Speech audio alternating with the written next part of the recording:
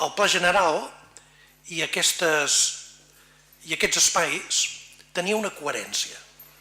Tenia una coherència discutible que comportava en què el comercial que es podia construir en aquestes zones no havia de passar de 1.300 metres. Anava lligat una mica a sempre un debat complex en aquesta ciutat entre grans superfícies, mitges superfícies i botigues de proximitat.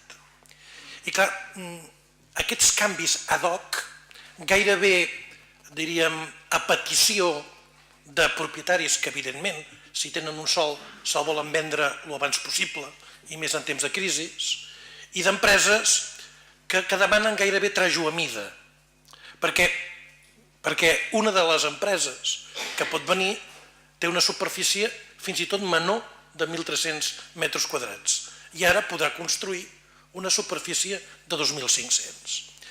I això fora de context. Aquí es parlava que gairebé semblava l'esterradi quan vostè parla d'aquests sectors. Jo diria, i li he sentit a vostè, noves centralitats. No pot passar de nova centralitat a esterradi amb aquesta rapidesa. Però que el fet que en una determinada parcel·la puguem crear un determinat comerç de 2.500 metres quadrats prejutja la possibilitat que en aquest territori se facin petites botiguetes, com havíem pensat que podia tenir de sentit aquest barri.